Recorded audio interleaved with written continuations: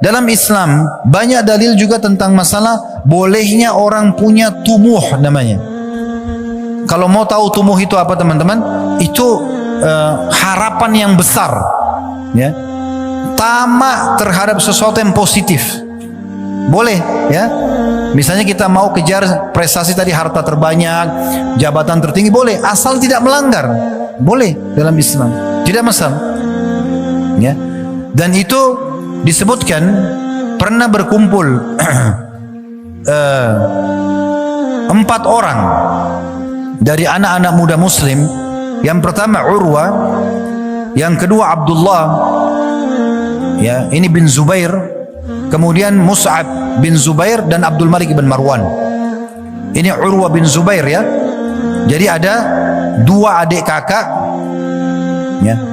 Maaf, Urwa bin Zubair ini anaknya Zubair bin Awam. Ini ulamanya tabi'in masyhur, ya. Dia duduk sama temannya dengan 2 adik kakak, Abdullah bin Zubair sama Mus'ab bin Zubair.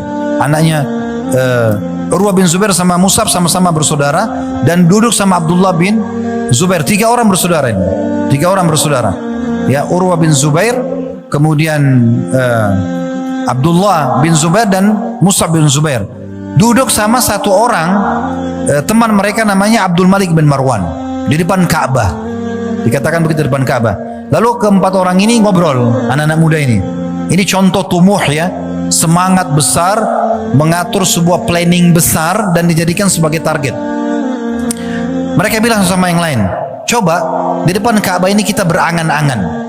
Kira-kira harapan kita masing-masing apa? Apa kata Abdullah bin Zubair? Ini sahabat Nabi yang mulia, ya, terkenal Abdullah bin Zubair. Dia mengatakan, saya ingin sekali menjadi khalifah muslimin, raja umat Islam yang menguasai Hijaz. Hijaz itu Mekah sama Madinah. Adiknya bernama Mus'ab.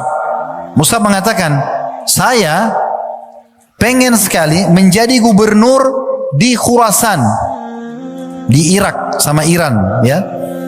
Kemudian Abdul Malik ibn Marwan, teman mereka, bilang, kalau itu keinginan kalian, maka saya berharap saya menjadi khalifah muslimin, lebih besar lagi, ya. Lalu bertiga ini, tiga-tiganya bicara politik, ya. Tiga-tiganya mau jadi pemimpin. Abdullah bin Zubair ingin jadi khalifah, raja, tapi menguasai cuma Mekah sama Madinah, Hijaz saja. Adiknya Mus'ab bilang, saya mau jadi gubernur di negeri Syam. Si Abdul Malik bilang, kalau gitu saya mau jadi raja umat Islam, seluruh wilayah Islam saya kuasai. Lalu ketiga-tiganya bicara sama Urwa. Urwa ini seorang ulama besar, ya. Mereka mengatakan, wahai Urwa, kami sudah sampaikan angan-angan kami. Kalau angan-angan kamu apa? Angan-angan itu mungkin kalau kayak kita apa, ya, target kita, ya. Kita mau jadi apa? Biasanya kalau kecil ditanya mau jadi apa, ya, gitu, ya. Maka Urwa mengatakan, kalian semua berharap dunia saja. Kalau saya berharap menjadi ulama muslimin dan mengajarkan mereka agama. Tahu apa yang terjadi, teman-teman? Tidak lewat 10 tahun dari masa itu, ke-4 orang ini dapat semua yang mereka mau.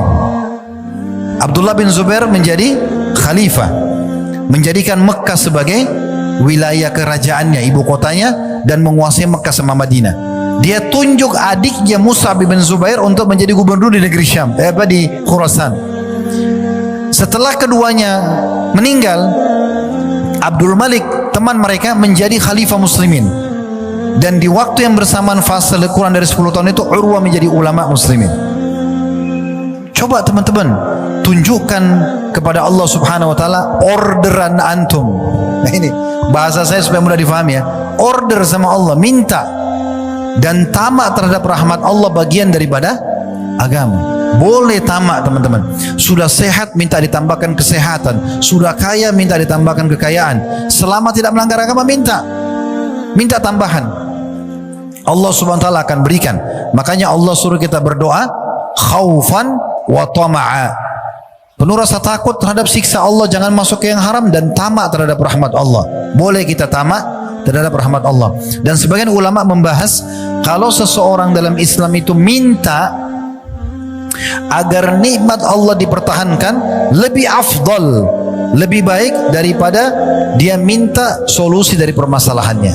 Jadi misalnya antum lagi sehat nih, antum bilang, ya Allah, tambahkan kesehatan saya atau pertahankan, itu lebih besar pahalanya dibandingkan sakit minta sembuh. Ya, kita sudah kaya minta supaya Allah kayakan, itu lebih afdal daripada nanti sudah bangkrut baru minta solusinya. Makanya kata Nabi SAW, kenali Tuhan kalian pada saat kalian lagi lapang, Dia akan kenali kalian pada saat kalian sedang sempit. Ini fahami baik-baik kaidahnya.